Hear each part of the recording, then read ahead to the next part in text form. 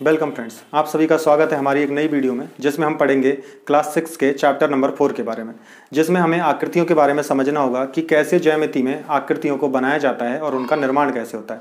तो हम इसमें जानेंगे आधारभूत आकृतियों के बारे में। तो आइए हम उन्हें अब जान लें। तो जैसे कि हमने यहाँ पर कुछ बिंदु दिखाए हुए हैं, जो हैं पहला बिंदु है बिंदु, दूसरा है किरण, फिर रेखा, समांतर रेखा, प्रतिच्छेदी रेखा, रेखाखंड और वक्र के बारे में। तो अब यहाँ पर हम प्रत्येक बिंदु को अच्छे से समझेंगे कि हम इसमें क्या समझने वाले हैं। तो उसके बाद अब हम देखते हैं कि सबसे पहले कि बिंदु क्या होता है। तो बिंदु को ध्यान से समझते हैं। पहले बिंदु को देखें, जो एक पॉइंट है, इस प्रकार की एक संरचना को बिंदु कहा जाता है। इसे बिंदु कहते हैं। और बिंदु का उपयोग किसी स्थान विशेष या फिर किसी व्यक्ति या किसी अन्य चीज या वस्तु को दर्शाने के लिए जिसका प्रयोग किया जाता है उसे बिंदु कहते हैं। इसका प्रयोग हम विभिन्न जगहों पर भी करते हैं। इसके बाद हम आगे बात करते हैं किरण के बारे में। एक बिंदु के बाद एक बिंदु से निकलते हुए एक ही दिशा में जब हम चलते रहें तो बनने वाली जो आकृति है वह किरण कहलाती है। इसे हम किरण कहेंगे।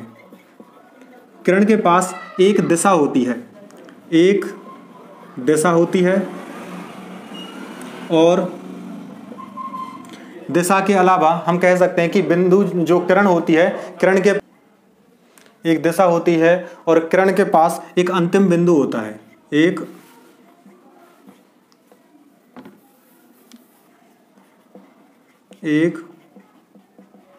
अंतिम बिंदु। तो ये किरण के पास उपस्थित चीजें होती हैं, एक दिशा और एक अंतिम बिंदु। इसके बाद यदि हम बात करें रेखा की, तो जो रेखा है उसका निर्माण किरण से ही होता है। कैसे?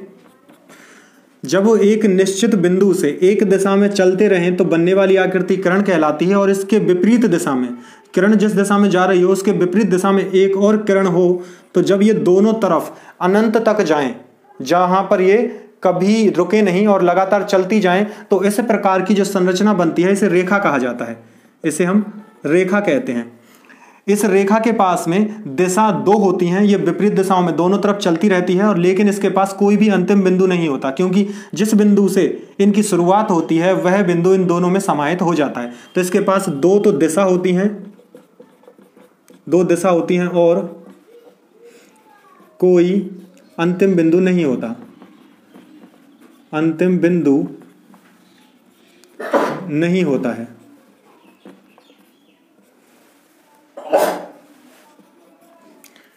अब इसके बाद हम रेखा के दो प्रकारों को और समझेंगे। ये दोनों रेखा के ही प्रकार हैं, जिसमें पहला है समांतर रेखा। समांतर रेखा कैसे कहेंगे?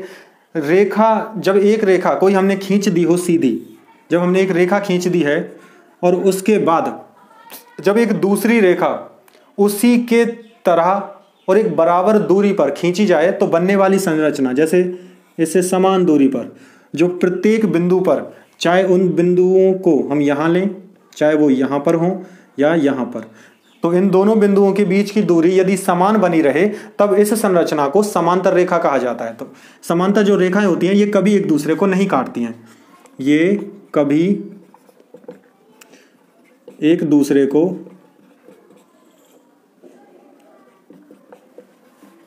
नहीं काटती हैं। इसके अलावा अब बात करें हम यदि प्रतिच्छेदी रेखा की, तो प्रतिच्छेदी जो रेखा होती है वो है भी दो रेखाओं से मिलकर बनी हुई होती है। प्रतिच्छेदी रेखा में जो आकृति है वो अक्षर X की तरह दिखाई देती है, जैसे इस प्रकार से। यहाँ पर दो हम रेखा लेंगे और उन दोनों रेखाओं को जब एक दूसरे को वो काट कर जाएं तो बनने वाली इस प्रकार की संरचना X की तरह, ये है प्रतिच्छेदी रेखा कहलाती है। जिस बिंदु पर ये दोनों रेखाएं एक दूसरे को काटती हैं उसे प्रतिच्छेद बिंदु कहते हैं। प्रतिच्छेद बिंदु, उसे प्रतिच्छेद बिंदु कहा जाता है। और इस प्रकार की जो संरचना है यह X की तरह तो होती है, लेकिन यह एक सीधी रेखा और एक तिरछी रेखा के द्वारा भी बनाई जा सकती है। तो जब कोई एक सीधी रेखा को दूसरी रेखा अगर काट जाए तब हम कह सकते हैं कि वो दोनों रेखाएं एक दूसरे के साथ जिस संरचना का निर्माण कर रही हैं वह प्रतिच्छेदी रेखा की संरचना होती है। इसके अलावा अब बात करते हैं रेखाखंड की। तो रेखाखंड जो है वह रेखा के द्वारा बनाई गई एक आकृति होती है या फिर एक संरचना होती है। कैसे देखिएगा, जो रेखा है उसको हमने देखा इस प्रकार की आकृति जब एक निश्चित बिंदु से दोनों ही दिशा में हम चलें तो जब ये दोनों और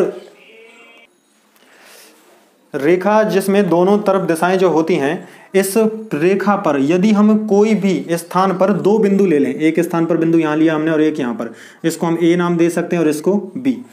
तो इस प्रकार से जब हम इस पर दो बिंदुओं के नाम देंगे ए और बी, तो हम कहेंगे कि यहाँ बनने वाली जो संरचना है इसको इस प्रकार बनाया जा सकता है, यहाँ पर जिसके दो अंतिम बिंदु हैं ए और बी। तो ये बनी हुई संरचना रेखाखंड कहलाती है, रेखाखंड। क्योंकि रेखाखंड का जो मतलब है, यदि इसके दो टुकड़े करें तो यह बनता है रेखा प्लस खंड से। रेखा का जो टुकड़ा होता है उसे रेखाखंड कहा जाता है। इसमें हम अगर इसकी बात करें तो इसके पास दिशा नहीं होती है, लेकिन इसके पास दो अंतिम बिंदु पाए जाते हैं। तो हम यहाँ लिख सकते हैं रेखाखंड के पास दो अंतिम बिंदु होते हैं, दो अंतिम बिंदु होते हैं। अब इसके बाद हम आगे बात करें हमारे अगले टॉपिक की, वो है वक्र। रेखा के एक प्रकार में जब कोई रेखा सीधी ना चल के वलयाकार आकृति में चलती है तो वह वक्र का निर्माण करती है। तो वक्र जो है वो इस प्रकार की रेखा के द्वारा बनाया जाता है जो किसी भी दिशा में घूम सकती हो। तो दो बिंदुओं को मिलाने पर, जैसे एक बिंदु हमारे पास यहाँ उपस्थित है और एक बिंदु यहाँ, जब इन दोनों को मिलाया जाए, चाहे इस स्थिति में या इन दोनों बिंदुओं को कुछ इस प्रकार मिलाया जाए, तो इस प्रकार बनने वाली जो संरचना है यह वक्र कहलाती है। वक्र जो है वो दो प्रकार का होता है, नंबर 1 खुला और नंबर 2 बंद। खुला वक्र उसे कहा जाता है जिसके अंतिम बिंदु दूर दूर हों, और बंद वक्र उसे कहा जाता है जिसके दोनों बिंदु एक दूसरे के साथ आकर मिल जाएं। जैसे एक बिंदु से हमने यहां से शुरुआत की और दोबारा इसी को यहां पर ही लेकर हम आ गए, तो इस प्रकार बनने वाली संरचना बंद वक्र कहलाती है। और ये जो बनी हुई संरचना है ये खुला वक्र कहलाएगी। तो यहां पर हमने बिंदु, किरण, रेखा, समांतर रेखा, प्रतिच्छेदी रेखा, रेखाखंड और वक्र, इनको जाना है। जिसमें हम बिंदु जो है, अगर इनके नामांकन की बात करें कि इनको कैसे पहचाना जाएगा, तो हम यहाँ ये कह सकते हैं कि जो बिंदु है उसको किसी भी एक अक्षर से नामांकित किया जाता है। जैसे हम बिंदु को ओ से दर्शा सकते हैं या फिर ए से दर्शाना चाहें तो ए से दर्शा सकते हैं। उसी प्रकार जब किरण की बात की जाती है तो किरण के पास एक निश्चित बिंदु होता है जिसे हम ओ नाम दे सकते हैं, और जिस दिशा में यह गति करता है उस दिशा में हम, जिस दिशा में यह गमन कर रही है या फिर किरण जिस दिशा में जा रही है उस दिशा में कहीं पर भी हम एक बिंदु मानकर उसको वो नाम दे सकते हैं।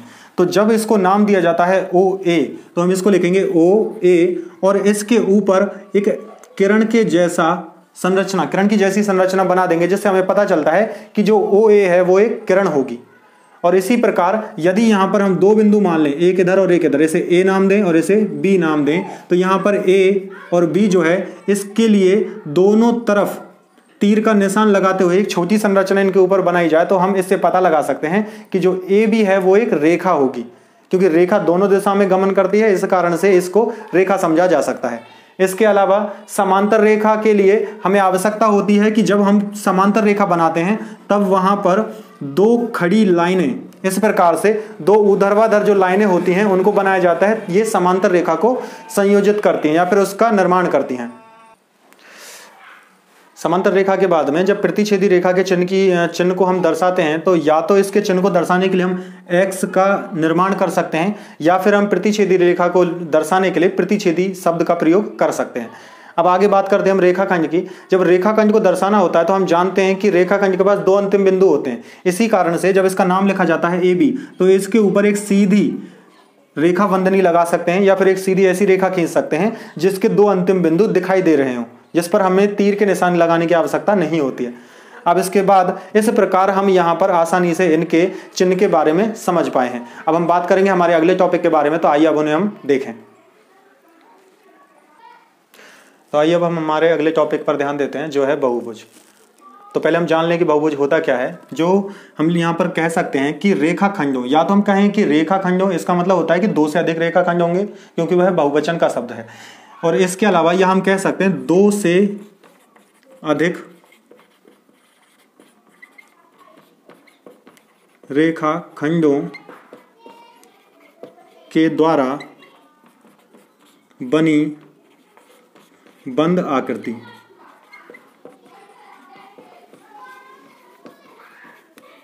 बहुभुज कहलाती है।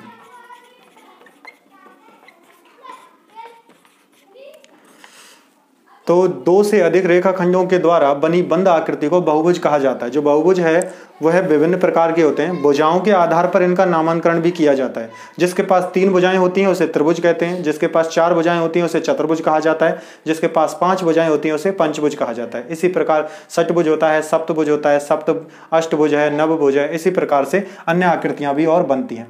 तो हम यहाँ पर बहुभुज के बाद में जानेंगे कि बहुभुज में कौन कौन से विभिन्न अंग होते हैं। जैसे एक आकृति हम अभी यहाँ बना रहे हैं, यहाँ पर जो आकृति बनकर तैयार हुई है इसे चतुर्भुज कहा जाता है।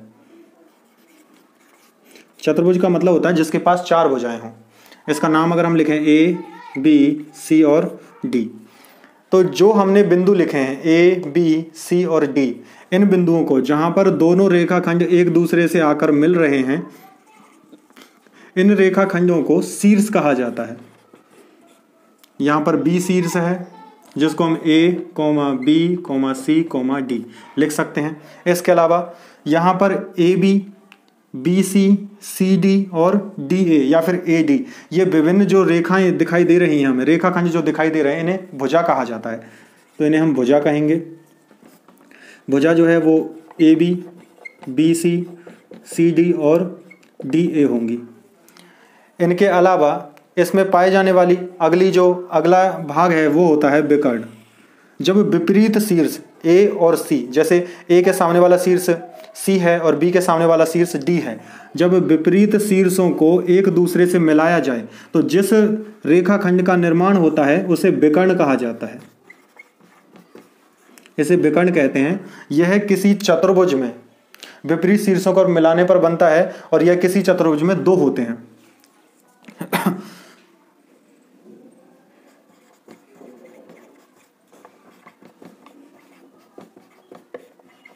विकर्ण जो है वो 2 होते हैं।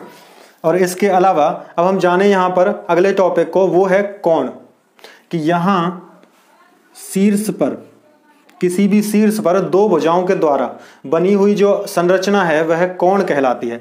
तो इसे हम कोण कहेंगे। इस स्थिति को तो इसे कोण कहा जाता है। ये कोण होता है।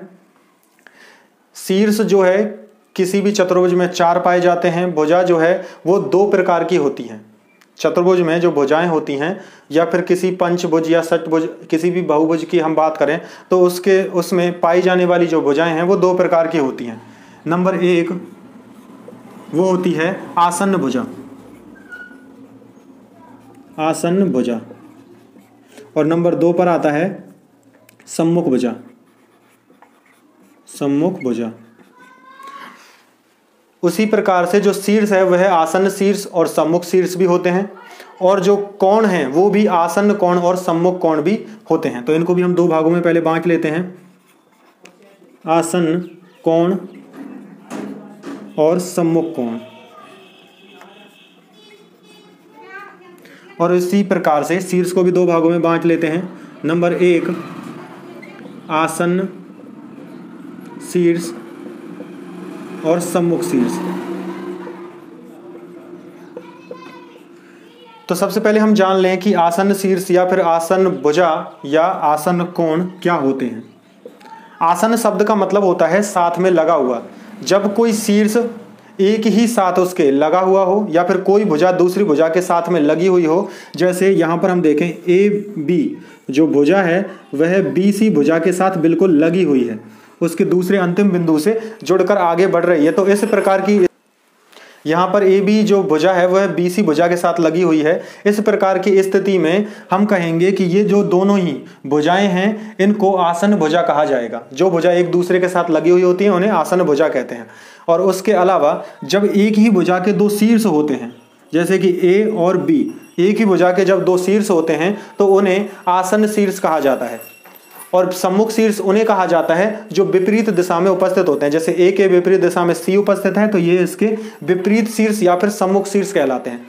सम्मुख शीर्षों को मिलाने पर ही विकर्ण का निर्माण होता है। सम्मुख शीर्ष मिलाने पर विकर्ण का निर्माण होता है।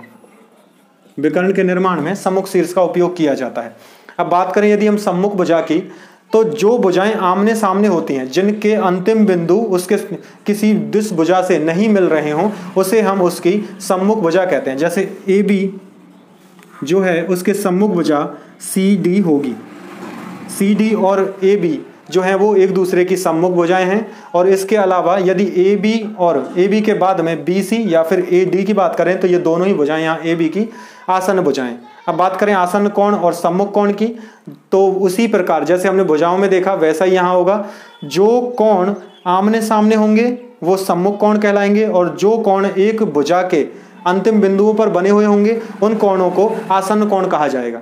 तो इसके बाद अब हम बढ़ते हैं हमारे अगले टॉपिक की ओर, जिसमें हम कोण को और अच्छे से जानेंगे। तो आइए अब हम हमारे अगले टॉपिक के बारे में जानते हैं, जो है त्रिभुज और चतुर्भुज के बारे में।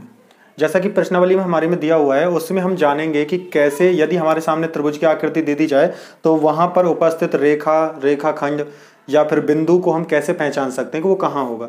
हमें यहाँ पर त्रिभुज कितने प्रकार का होता है या वह कितने भागों में वर्गीकृत किया गया है, इसके बारे में यहाँ नहीं जानना है, उसे हम किसी अन्य वीडियो में जानेंगे।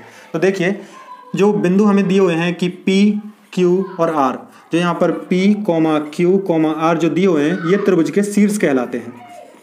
इन्हें त्रिभुज का शीर्ष कहा जाता है। और उसके अलावा यही जो बिंदु हैं अंदर की ओर, त्रिभुज के अंदर की ओर, ये कोण कहलाते हैं। तो कोण P, कोण Q और कोण R, ये सभी कोण कहलाते हैं।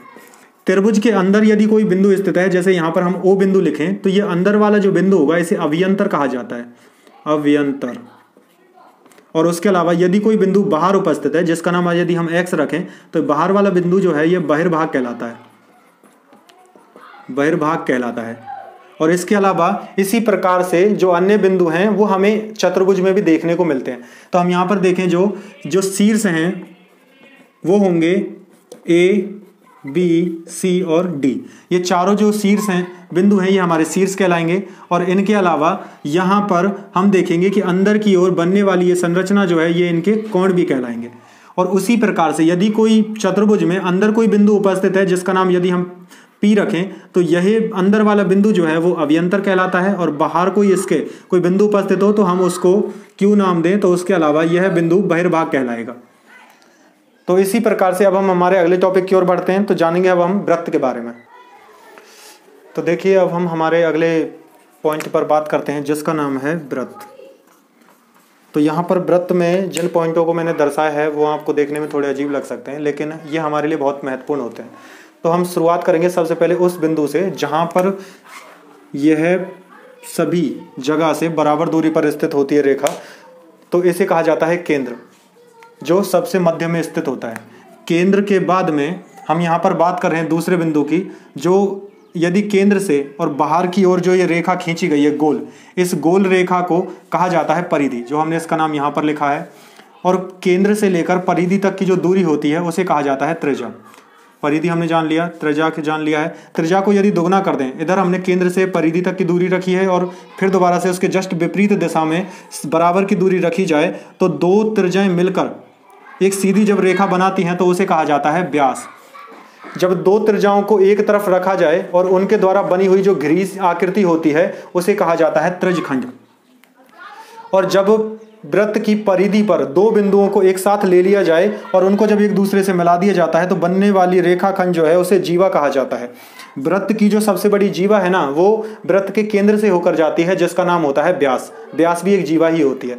इसके अलावा जीवा के बाद में अब हम देखते हैं कि वृत्त की परिधि पर यदि दो बिंदु ले ली जाएं, उन बिंदुओं को जब एक दूसरे से मिलाया जाए तो बनने वाली संरचना जो वृत्त की परिधि पर ही स्थित होती है उसे कहा जाता है चाप। और वृत्त के व्यास को हम देखें जो केंद्र के अंदर से जाता है तो वह वृत्त को दो भागों में बांट देता है। जो एक भाग होता है उसे अर्धवृत्त कहा जाता है, आधे वृत्त को अर्धवृत्त कहा जाता है। इसके अलावा यदि कोई रेखा वृत्त को काट कर एक बिंदु से प्रवेश करे और दूसरे बिंदु से बाहर निकल जाए तो इस प्रकार की संरचना को छेदक रेखा कहा जाता है। इस रेखा को हम छेदक रेखा कहेंगे। और जिस बिंदु पर यह वृत्त को काट कर जाते हैं, एक यहाँ और एक यहाँ, इन दोनों ही बिंदु को छेदक बिंदु कहा जाता है। यदि कोई बिंदु वृत्त संपूर्ण वृत्त के अंदर उपस्थित हो तो उसे अभ्यंतर बिंदु कहा जाता है। और कोई बिंदु यदि वृत्त से बाहर निकल जाए या फिर बाहर उपस्थित हो तो उसे बहिर्भाग या बहिर्भाग बिंदु कहा जाता है। इसके अलावा जैसे ऊपर दिया हुआ है वृत्तखंड, तो जीवा के द्वारा, जैसे यहाँ जीवा बनी थी तो वृत्त में जीवा के द्वारा परिधि की ओर बनी हुई संरचना जो है वह वृत्तखंड कहलाती है। और जो व्यास होता है वह वृत्त को 2 टुकड़ों में बांटता है। तो इस प्रकार हम कह सकते हैं कि जो अर्धवृत्त होता है ना, वो भी एक वृत्तखंड ही होता है। और अर्धवृत्त को वृत्तखंड भी कहा जा सकता है और त्रिज्यखंड भी, क्योंकि व्यास जो है वो 2 त्रिज्याओं से मिलकर बना है, इस कारण से उसे त्रिज्यखंड भी कह सकते हैं हम और वृत्तखंड भी। इसके बाद आता है स्पर्श रेखा और स्पर्श बिंदु। एक ऐसी रेखा जो वृत्त को अंदर उसके प्रवेश ना करके बस उसे छूकर चली जाए, और जिस बिंदु पर वह छूती है, तो जब वह उस वृत्त को छूकर जा रही है तो उसको कहा जाता है स्पर्श रेखा। और इसके अलावा यदि वह बिंदु जिस पर वह उसे छूकर गई है उसे कहा जाता है स्पर्श बिंदु। इस प्रकार से यहाँ पर हमने देखा कि जो 15 मुख्य बिंदु हैं जो हमें दर्शाते हैं कि यहाँ वृत्त में कौन कौन से इंपॉर्टेंट चीज़ें पाई जाती हैं। आप चाहें तो इनका स्क्रीनशॉट ले सकते हैं और जो आपके लिए बहुत काम के होंगे। तो तब तक के लिए मैं थोड़ा साइड हो जाता हूँ, तो आप इनका स्क्रीनशॉट ले सकते हैं और इन सभी बिंदुओं को आप अलग अलग वृत्त बनाकर जांच सकते हैं और उनको बनाकर रखें ताकि आप इसे आसानी से समझ सकें। और इसको समझने के लिए आपको इसे बार बार बनाने की आवश्यकता भी होगी। तो आज के लिए बस इस वीडियो में इतना ही, फिर हम मिलेंगे एक नई वीडियो में आपसे फिर से। तब तक के लिए धन्यवाद। अगर आपको इस वीडियो से जुड़े कोई भी सवाल हैं तो वो आप हमसे कमेंट में आकर पूछ सकते हैं।